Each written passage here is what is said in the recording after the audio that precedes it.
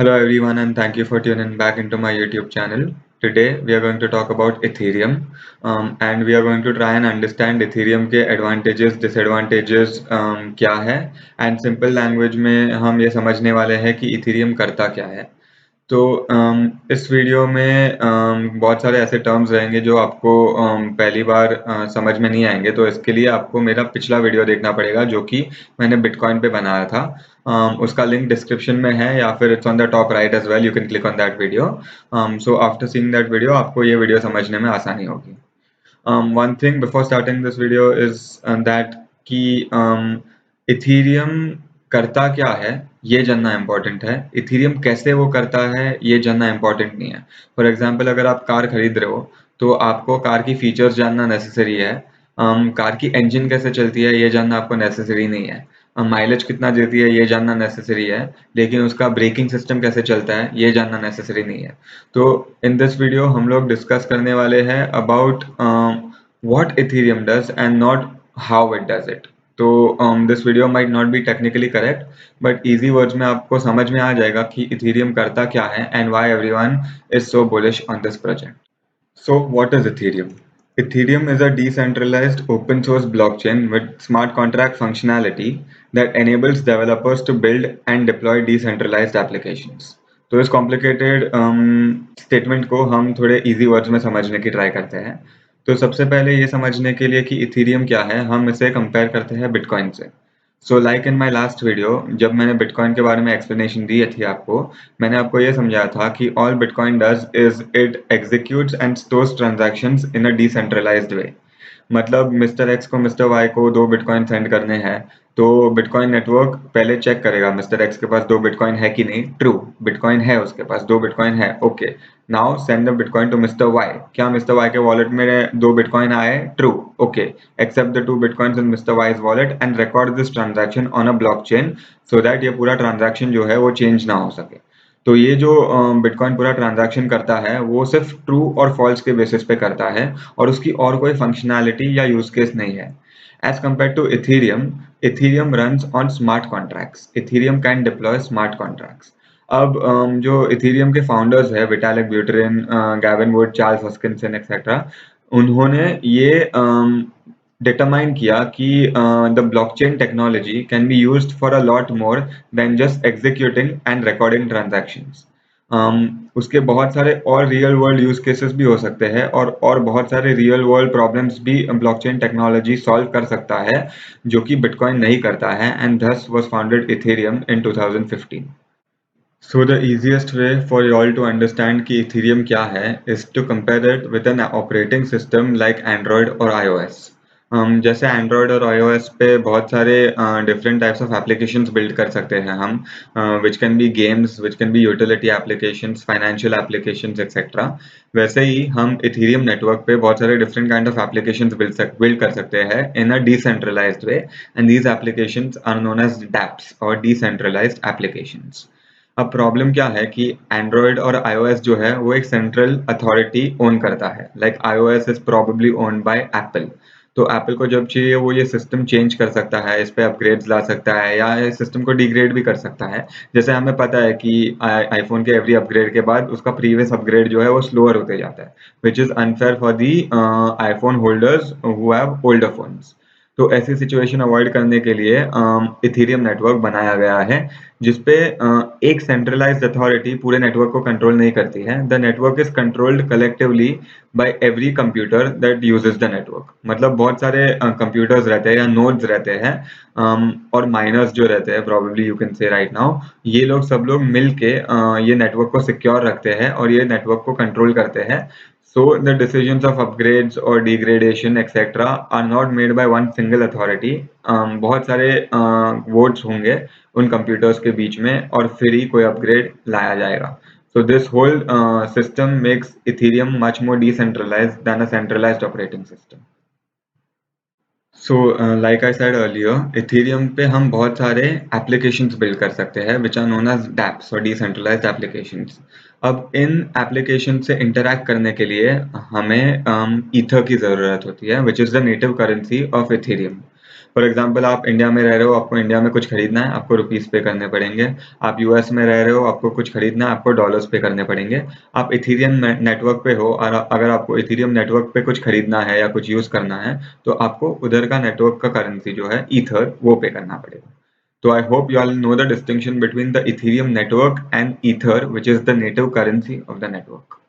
अब मैंने आपको पहले डेफिनेशन में आपको समझाया था कि व्हाट इज स्मार्ट कॉन्ट्रैक्ट्स। तो इसका एक एग्जांपल ले लेते हैं हम। So smart contracts are nothing but if contracts.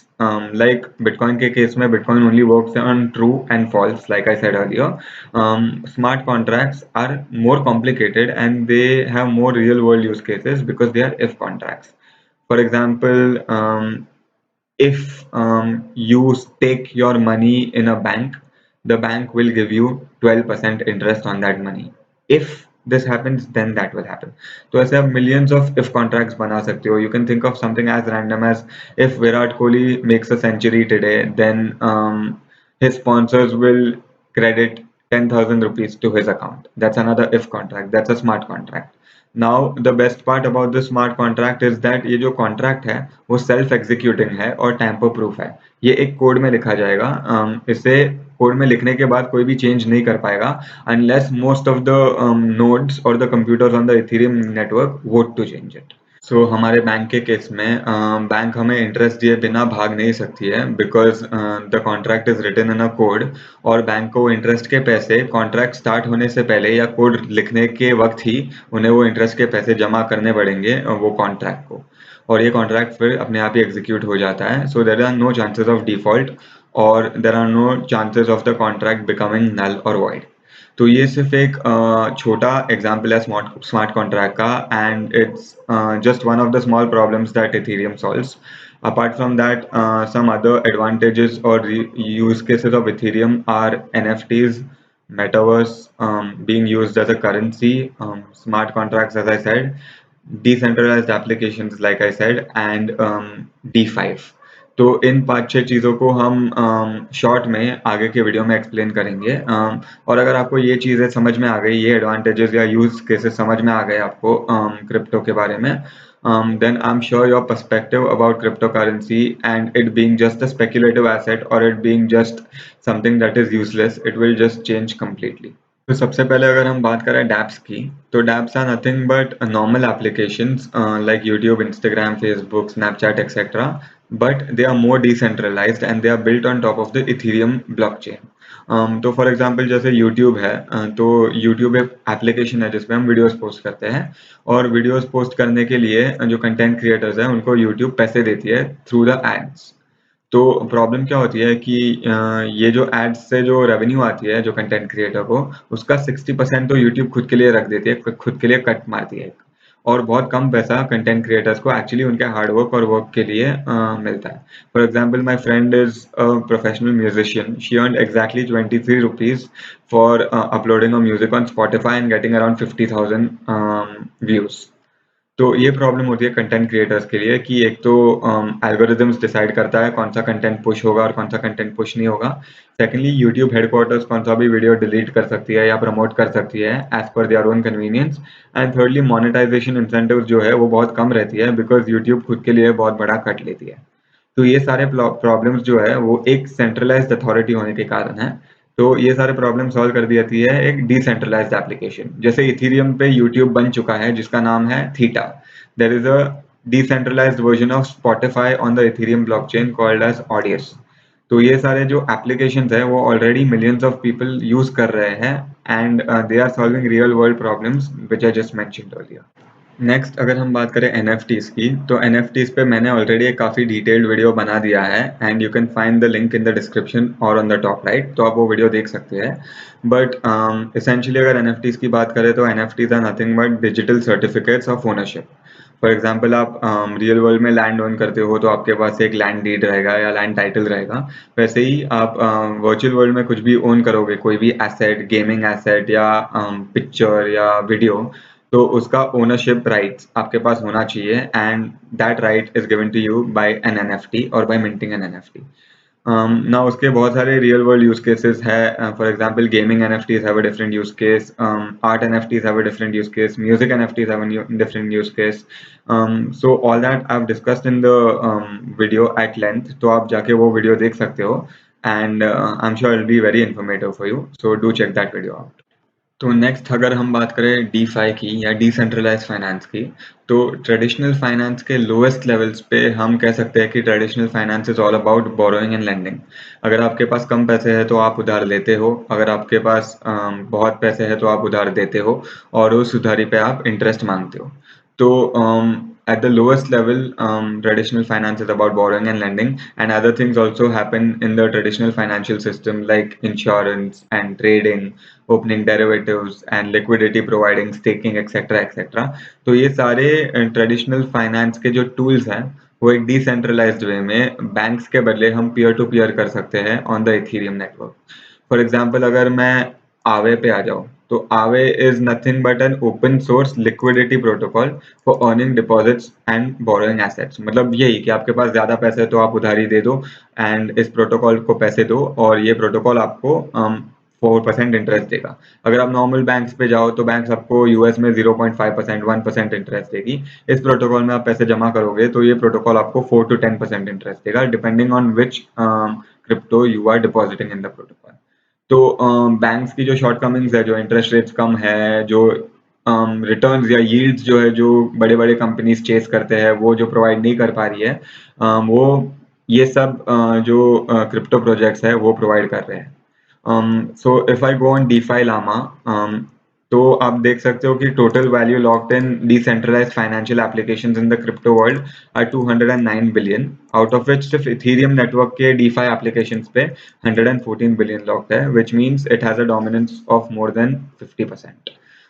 तो ये सारे जो है वो प्रोटोकॉल्स है, फाइनेंशियल प्रोटोकॉल्स है, या प्रोजेक्ट्स है जो इथेरियम के ऊपर बिल्ड किए गए हैं. रिमेंबर आई सेड कि इथेरियम के ऊपर एप्लीकेशंस बिल्ड कर सकते हैं, तो ये सारे फाइनेंशियल एप्लीकेशंस बिल्ड किए गए हैं, and each application has a different use case. For example Uniswap is a trading protocol, curve is a borrowing and lending protocol. Uniswap में अगर आपको ट्रेड करना है आपको केवाईसी की जरूरत नहीं है. आप ऐसे कितने सारे प्रोटोकॉल्स हैं जिसपे आप स्टॉक्स ट्रेड कर सकते हो, यूएस के स्टॉक्स ट्रेड कर सकते हो इंडिया बैठे बैठे, and that too without KYC. तो all this gives more opportunities for an average user or for a normal person to earn more yields and to get exposed to the financial system in a better way and in a more decentralized way. इसके अलावा the whole metaverse can be built on top of a blockchain like Ethereum.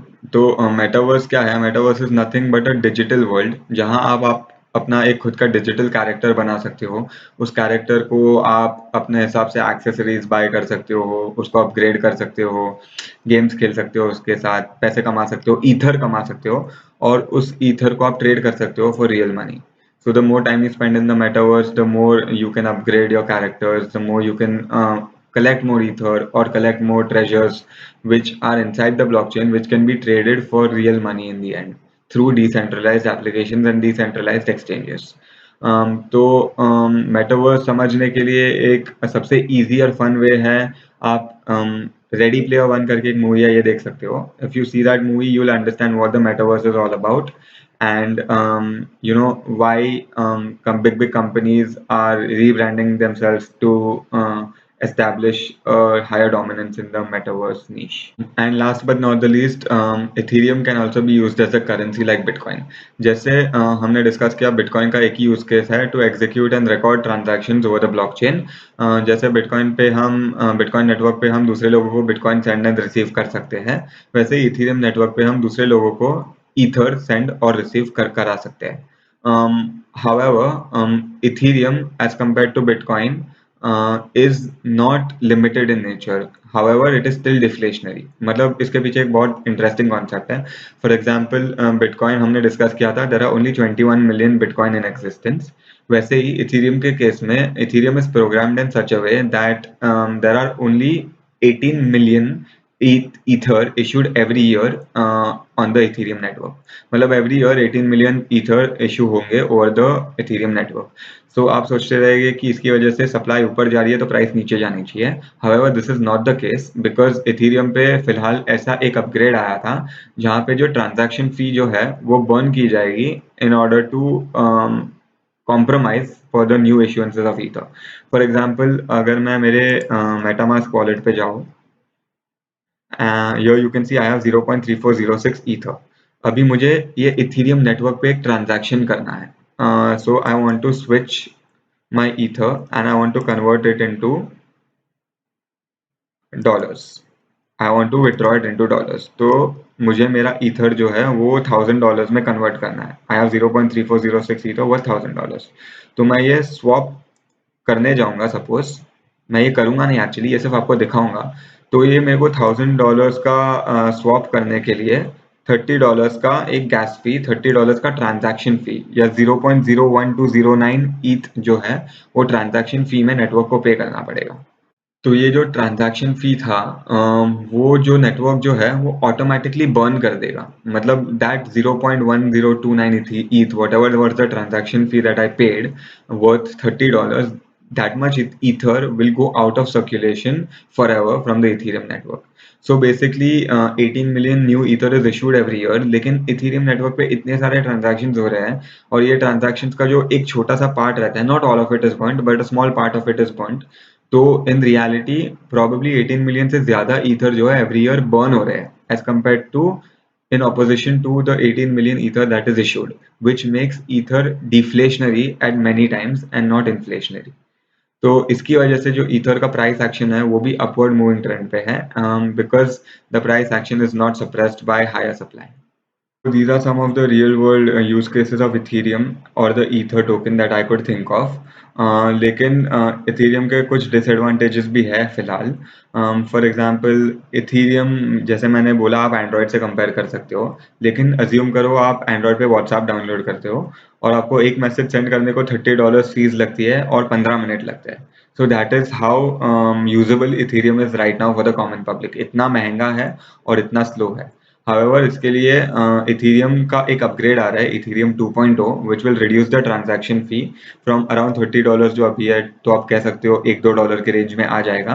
Processing fee जो है वो कम हो जाएगी, transaction फी कम हो जाएगी और स्केलेबिलिटी जो है या स्पीड जो है ट्रांजैक्शंस की वो भी काफ़ी बढ़ जाएगी. एंड ऑल्सो इसके अलावा भी इथेरियम के ये प्रॉब्लम सॉल्व करने के लिए काफ़ी सारे प्रोटोकॉल्स है, layer 2 protocols like Matic, Arbitrum etcetera which try to solve these problems of Ethereum and which are very important for Ethereum. तो ये हो गए थोड़े disadvantages and also there's too much competition for Ethereum.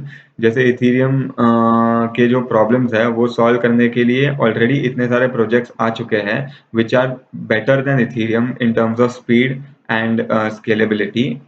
However, Ethereum has the first mover advantage, इसीलिए वो अभी तक sustain कर पाया है मार्केट में. लेकिन in the long run if there are other projects which have better speed and lower transaction fees and better scalability than Ethereum, तो हो सकता है कि ये सारे जो applications है वो अपने बेस लेयर को Ethereum से स्विच करके और दूसरे सारे क्रिप्टोज पे जैसे Cardano, Harmony One, Luna, Fantom, Avalanche etcetera पे स्विच कर दे which are competitors to Ethereum.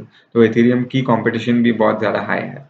सो ये जो इथेरियम के सारे डिसएडवांटेजेस है उसे टैकल करने के लिए इथेरियम 2.0 एक अपग्रेड आने वाला है which is expected to launch this year. तो इथेरियम 2.0 क्या करेगा, it will transition from proof of work to proof of stake. Now without getting too technical मैं आपको दोनों समझाने की ट्राई करूंगा. प्रूफ ऑफ वर्क तो मैंने आपको बिटकॉइन के वीडियो में समझा दिया है, so you can check that video out, it's in the description below. Proof of stake क्या होता है इज बेसिकली जैसे प्रूफ ऑफ वर्क में माइनर्स रहते हैं टू वैलिडेट ट्रांजैक्शंस, वैसे ही प्रूफ ऑफ स्टेक में there are validators to validate the transactions. Now validators बनने के लिए आपके पास मिनिमम 32 ईथर कॉइन्स होने चाहिए. इफ यू हैव 32 इथेरियम्स तो आप वो इथेरियम स्टेक करके एक वैलिडेटर बन सकते हो and you can operate a node to validate every transaction that is happening on the network. अगर मिस्टर एक्स को मिस्टर वाई को 10 इथेरियम सेंड करना है तो आपको चेक करना पड़ेगा मिस्टर एक्स के पास 10 इथेरियम है कि नहीं, मिस्टर वाई का वॉलेट एड्रेस क्या है, दोनों मैच हो रहा है कि नहीं, ट्रांजैक्शन वैलिडेट हो रहा है कि नहीं, ये सारा कुछ वैलिडेट करना पड़ेगा आपको। और इसके एक्सचेंज में आपको और ईथर रिवॉर्ड में मिलेंगे, एंड आपको जो गैस फी थी, ट्रांजैक्शन फी जो दोनों एक्स और वाई पे करेंगे एक दूसरे को, उसका एक छोटा पार्ट भी मिलेगा, और वो ट्रांजैक्शन फी का दूसरा पार्ट एज आई सेड जो था वो बर्न हो जाएगा। So in order to validate transactions, you have to stake a limited amount of Ethereum, 32 Ethereum, and then you can become a validator. However, ऐसे एक validator नहीं रहेंगे, हजारों validators रहेंगे, and if you validate a wrong transaction या फिर आप कुछ fraud करने की try करते हो और दूसरे validators अगर आपको पकड़ लेते हैं, तो आपका जो ether जो आपके wallet में पड़ा है वो slash हो जाएगा या वो cut हो जाएगा। That is why ऐसे डिसेंट्रलाइज सिस्टम में कोई भी फ्रॉडुलेंट एक्टिविटीज करने की ट्राई नहीं करेगा, क्योंकि ब्लॉकचेन पे उसे डिटेक्ट करना बहुत ईजी है और जो पेनल्टीज रहेगी वो काफी हार्श रहेगी। तो ETH 2.0 में there is a lot more than just transitioning from proof of work to proof of stake, so that will be a topic for another video. But I hope इस video में आपको Ethereum के बारे में कुछ तो idea मिला हो कि what exactly is it or what does it do or what problems does it intend to solve.